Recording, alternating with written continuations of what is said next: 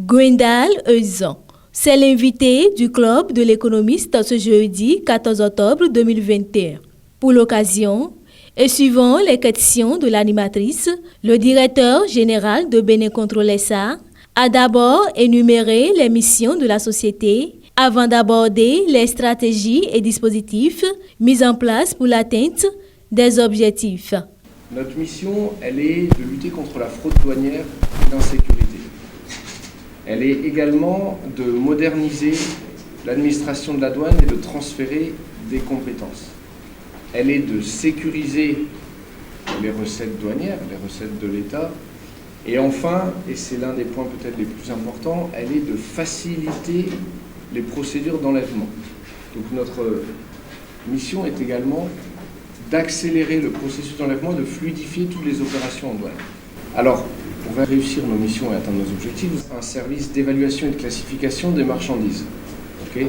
Ce service vise avant tout à mettre tous les importateurs sur un même pied d'égalité.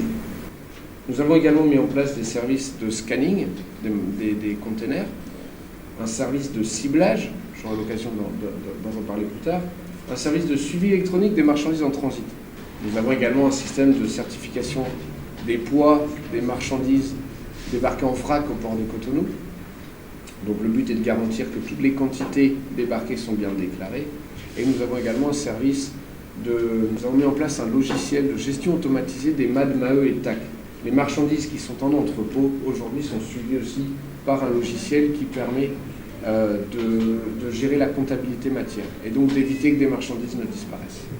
L'invité s'est prononcé ensuite sur ce que Bénin Contrôle SA apporte en termes d'avantages aux usagers et en termes de recettes à l'économie béninoise. Si je prends l'exemple du scanner, par le passé, au port, lorsqu'un agent des douanes voulait s'assurer de la marchandise que vous disiez contenir dans le conteneur, il n'avait qu'une solution, c'est de l'ouvrir.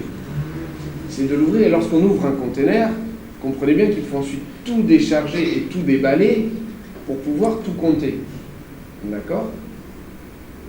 Ça prend du temps. Ça coûte énormément puisqu'il faut une machine pour déposer le conteneur, il faut des bras et des hommes pour le vider.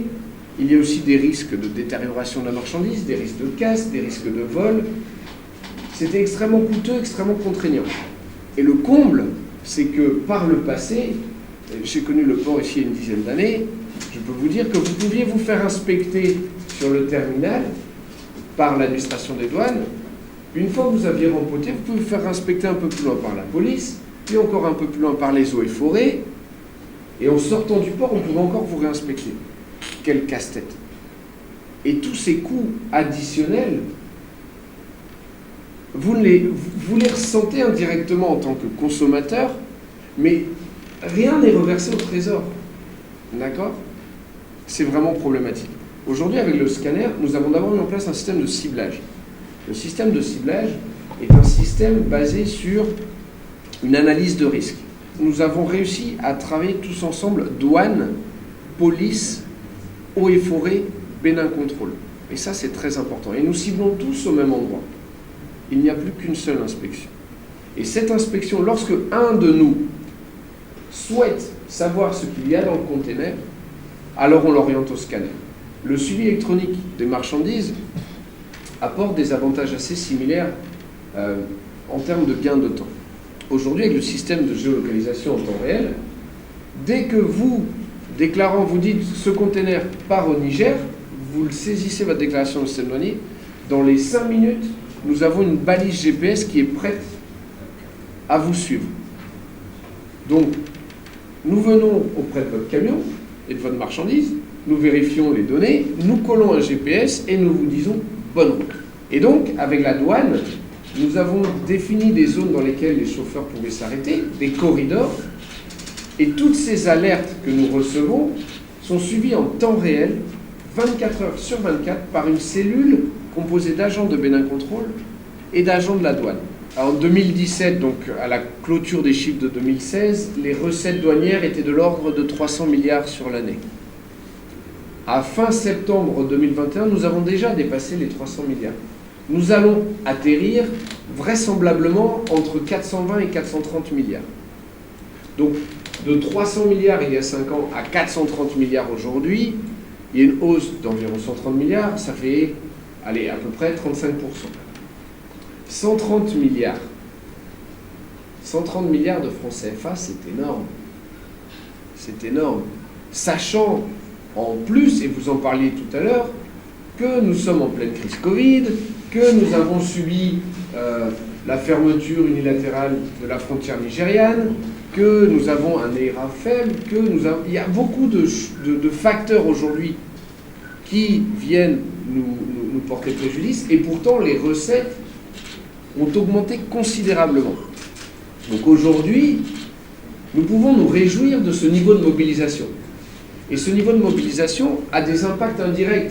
Quand les bailleurs de fonds internationaux voient que le Bénin fait des efforts pour mobiliser ses propres recettes, ça les rassure. Et aujourd'hui, le Bénin a une forte crédibilité grâce à ceci. Donc quand les résultats de la douane augmentent, quand la Banque mondiale, le FMI, les bailleurs voient ces résultats, les agences de notation, elles sont sensibles à ce genre de choses. Elles ont confiance.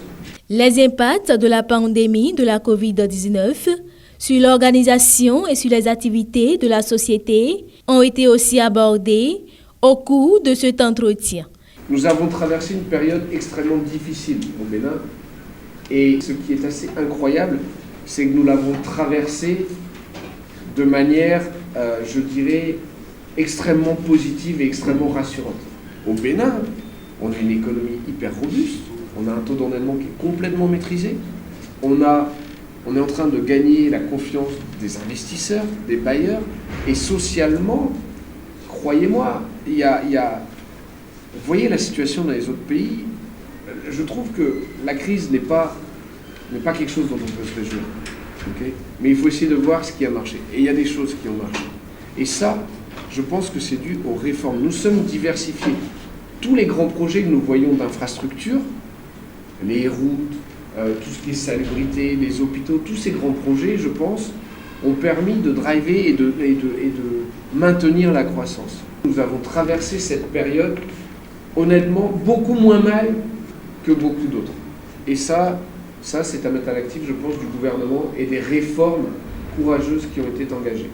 Quant à Bénin Contrôle, je dirais que nous, l'essentiel est de dématérialiser nos procédures. Okay, et en même temps que nous dématérialisons, donc nous limitons l'interaction entre les hommes et les humains. D'accord ? Et de ce fait, la crise Covid nous a très peu impactés. J'ai la certitude d'avoir été impacté très fortement par la fermeture des frontières nigériennes. Et j'ai l'incertitude que le Bénin aussi. Mais la crise Covid, aujourd'hui, très sincèrement, je ne peux pas vous dire si elle a eu un impact très fort. C'est assez particulier parce qu'en termes d'impact dans notre organisation, il est très faible. Cette crise Covid, elle est fort ennuyeuse d'un point de vue social au quotidien, mais en termes d'impact sur notre organisation, je dirais qu'on l'a traversée sans. Diverses autres questions étaient également au menu. Globalement, Gwenda Lezan, en face des professionnels des médias, a fait le bilan des interventions de la société et présenté les grandes avancées auxquelles le Bénin est parvenu dans la lutte contre la fraude et la prévarication des recettes douanières au port autonome de Cotonou et les grands objectifs et orientations de la société pour l'avenir.